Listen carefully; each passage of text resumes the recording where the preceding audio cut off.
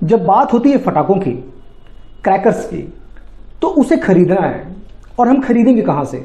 तो स्वाभाविक है इसके लिए हमें दुकान जाना होगा। अब ये दुकानें लगती कहां हैं? अगर ये दुकानें लगती हैं तो इन दुकानों को लगने की अनुमति सरकार से कैसे मिलती है, ये हमारा आज का विषय है और आज हम इसी विषय पर आपसे बात करेंगे। जमशेदपुर में अगर आप देखें तो जुगसलाई सबसे बड़ा मार्केट है, सबसे बड़ा बाजार है कहीं ना कहीं फटाकों की बिक्री का। और पूरी जुगसलाई का जो मार्केट है, अवैध रूप से वहां पे अभी तक फटाकों की बिक्री होती आई है। किसी ने कभी भी कोई आपत्ति दर्ज नहीं की। 2 साल पहले जबरदस्त आग लगी वहां पे, तब भी प्रशासन नहीं चेता। तो हमारी जिज्ञासा बढ़ी कि क्या सारा क्लॉज होता है, क्या इसमें रूल्स है गवर्नमेंट का। तो हमने रूल्स की कॉपी निकलवाई है। आइए हम आपसे भी शेयर करते हैं कि इस रूल्स की कॉपी में क्या क्या लिखा हुआ है। सबसे पहले बात करते हैं कि एक्सप्लोसिव एक्ट 1884 में एक एक्सप्लोसिव एक्ट आया कि किस तरह से अगर आपके फटाके बेचने हैं तो किस तरह से आपको लाइसेंस मिल सकता है, किस तरह से आप इसका व्यापार कर सकते हैं। बाद में 2008 में सुप्रीम कोर्ट ने भी एक स्पष्ट गाइडलाइन जारी किया इस पे कि किस तरह से लाइसेंस दिया जाए फटाके जो बेचने वाले व्यापारी हैं उन लोगों को। तो एक एक करके हम इसके बारे में बात करेंगे। जो एक्सप्लोसिव एक्ट 1884 जो द एक्सप्लोसिव एक्सटेंसेस एक्ट है उसमें क्या क्या है, और ये बातें आपको एक नागरिक के तौर पे जानना बेहद जरूरी है, क्योंकि प्रशासन के जो अधिकारी हैं उनकी जो कार्यशैली है उनके बारे में हम आगे बात करेंगे कि उनकी कार्यशैली क्या होती है। लेकिन फिलहाल हम बात करते हैं जो क्लॉज है, जो एक्सक्लूसिव एक्ट का क्लॉज है। एक एक करके मैं आपको पढ़ के सुनाता हूं और उम्मीद करता हूं कि कहीं ना कहीं आपके ज्ञान को बढ़ाएगा। पहला जो आता है कि license shall be granted only for a shop located in a commercial street और in a commercial shopping centre as per the master plan so and so. कि ये जो दुकानें होंगी ये कहीं ना कहीं कॉमर्शियल एरिया में ही दुकानें होंगी, रेसिडेंशियल एरिया में ये दुकानें नहीं होंगी। दूसरे बात पे आते हैं कि minimum floor area required is 9 square metre. वो जो दुकान होगा उसका जो एरिया होगा, जो दुकान का सरफेस, जो दुकान का एक टोटल अगर आप क्षेत्रफल निकालें तो कम से कम 9 वर्ग मीटर उसका क्षेत्रफल होना चाहिए, और जो मैक्सिमम होगा वो 25 स्क्वायर मीटर होगा। सरकार ने स्पष्ट गाइडलाइन इस पे जारी किया हुआ है। तीसरी बात पे आते हैं कि no person below the age of 18 years, no person who is addicted to intoxication or of unsound mind shall be granted a license. अगर कोई दुकानदार ने, किसी व्यापारी ने अगर पटाखे की दुकान के लिए लाइसेंस दिया है या लाइसेंस के लिए आवेदन किया है तो उसकी जो आयु है वो 18 वर्ष से कम नहीं होनी चाहिए। प्लस स्पष्ट लिखा है कि who is addicted to intoxication, उसे किसी भी तरीके का इंटॉक्सिक नहीं होना है, किसी भी व्यसन का आदी नहीं होना है, उसे किसी भी नशे का आदी नहीं होना है, और उसे स्पष्ट रूप से सुनाई देना चाहिए। ठीक है, ये बात है, स्पष्ट लिखा हुआ है यहां पे। और अनसाउंड माइंड कि कहीं भी उसके जो सुनने की क्षमता है वो एकदम सामान्य होनी चाहिए। अगले पॉइंट बात पे आते हैं। The shop shall only be located on the ground floor of a building completely separated from other parts of the building by substantial walls. इस क्लॉज में स्पष्ट लिखा है कि जो दुकान होगी वो ग्राउंड फ्लोर पे होगी और ऊपर कोई भी रेसिडेंशियल पार्ट, कोई भी आवासीय भूभाग वहां पे नहीं होगा। किसी भी तरीके का आवासीय निर्माण वहां नहीं होना चाहिए।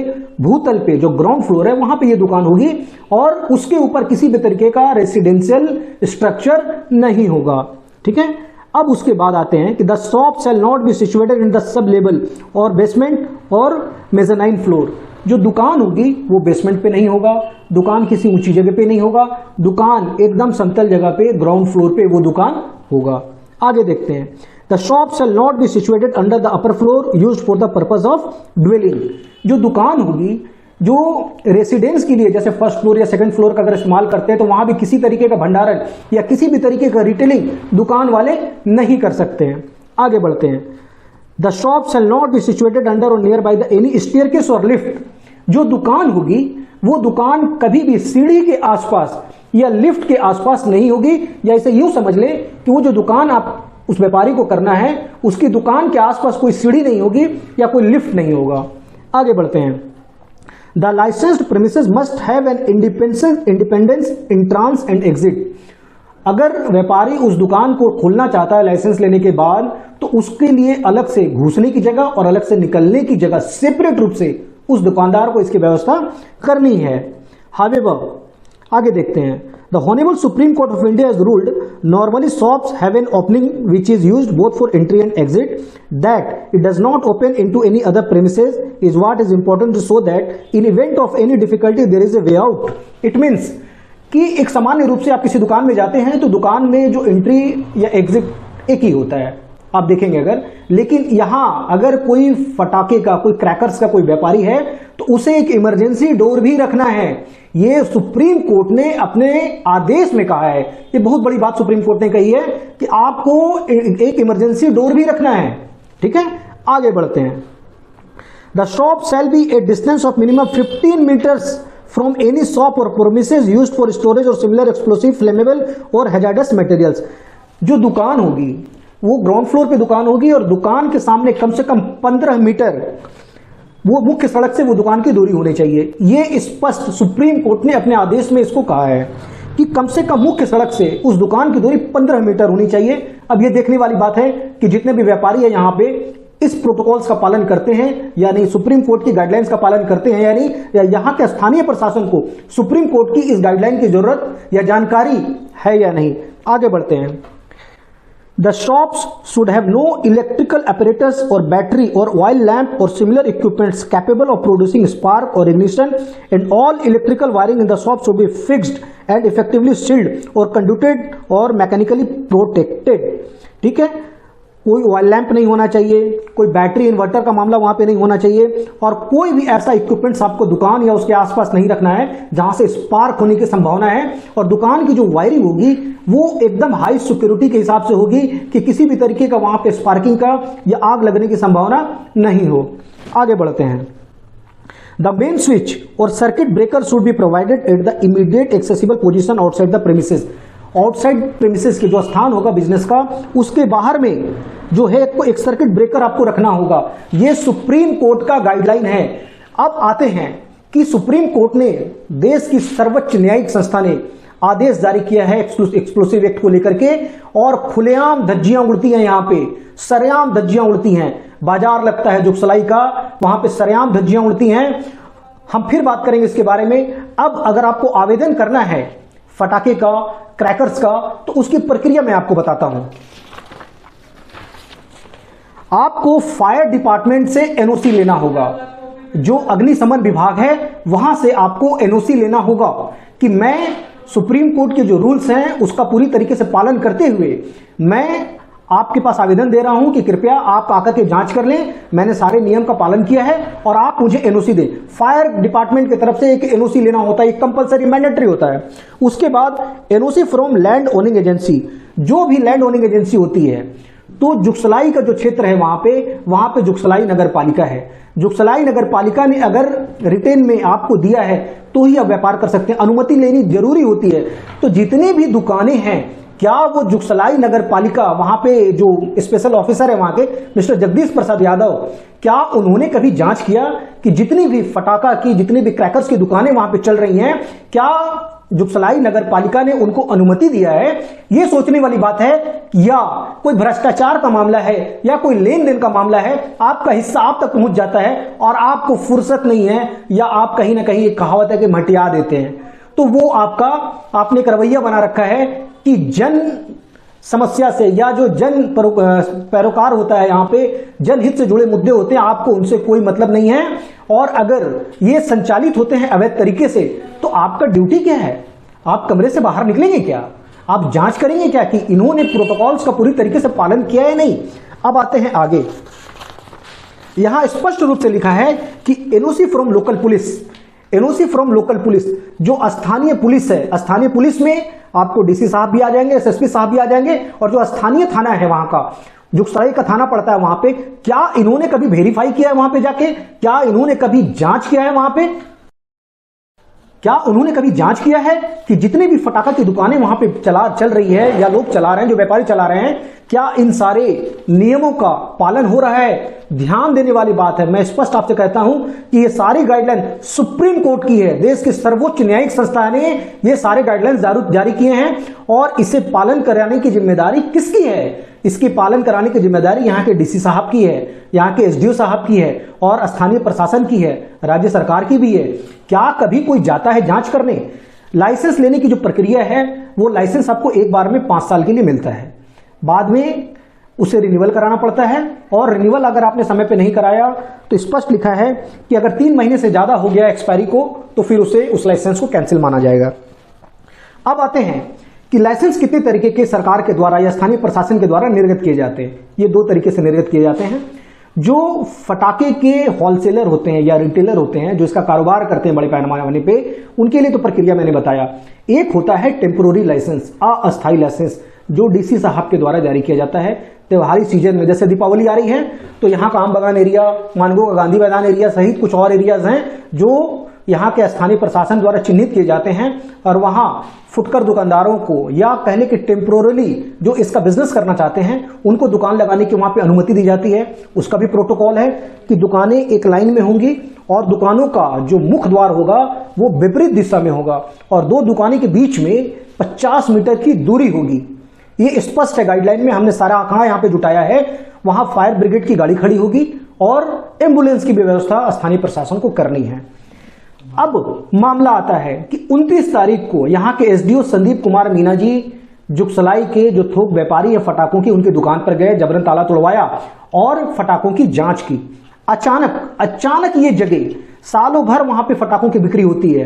किसी भी समुदाय में अगर शादी विवाह या उत्सव का माहौल है तो ऐसा कोई बारात आप हमें दिखा दें जहां पे फटाकों का उपयोग नहीं किया जाता है, जहां पे क्रैकर्स का उपयोग नहीं किया जाता। सालों भर ये बहुत बड़ा व्यापार है, इसका स्केल बहुत बड़ा है, और कभी भी स्थानीय प्रशासन द्वारा इसका कभी भी जांच नहीं किया जाता है कि किस तरह ये व्यापारी इन ज्वलनशील पदार्थों का एक रेसिडेंशियल जो एरिया है, एक घनत्व वाला जो आबादी है वहां पे खुलेआम अवैध रूप से इसकी बिक्री होती है। और एसडीओ साहब गए वहां पे ठीक दीपावली के 2-3 दिन पहले गए, वहां पे एक कोरम पूरा किया। क्या व्यापारियों के ऊपर स्थानीय प्रशासन कोई दबाव बनाना चाहता है, या कोई ब्लैकमेलिंग का मामला है, या कोई थ्रेटनिंग का मामला है? यह भी देखना। आप साल में एक बार जपते हैं, बाकी दिन आप क्या करते हैं, ये आपको भी सोचना होगा। प्रश्न तो उठेंगे और इन प्रश्नों का जवाब प्रशासन को ही देना है। हमारा काम है सवाल उठाना, हमारा काम है सच दिखाना, और सच हम दिखाते रहेंगे। हमारी टीम डरेगी नहीं, क्योंकि जो गलत है वो हर हाल में गलत है। क्योंकि इतनी बड़ी आबादी है, आप अगर जुगसलाई घुस जाएंगे वहां पे तो आपको 2 चक्के से चलना वहां पर मुश्किल है। और उस आबादी के बीच में इतना बड़ा वहां पे भंडारण है, ज्वलनशील पदार्थों का इतना बड़ा भंडारण सालों भर चलता है। और वहां के लोग कहते हैं कि भैया आप क्या करेंगे न्यूज बना के, सभी तो मैनेज होते हैं। कौन लोग मैनेज होते हैं? क्या पुलिस प्रशासन या फिर जो वहां के नगर पालिका है वो मैनेज होते हैं? इसकी जांच कौन करेगा, इसकी सच्चाई कौन बताएगा? हमने इस विषय को उठाया और सारा, हम कोई भी कच्ची बात नहीं करते। हमारे पास सुप्रीम कोर्ट की गाइडलाइन का आप देख लें, हमने अंडरलाइन कर रखा है कि सारा हमने इसका निकाला है क्लॉज की, किस क्लॉज के आधार पे ये सारी बातें हो सकती हैं। और जो फटाके के व्यापारी हैं उनको फायर एक्सटिंग्विशर रखना है।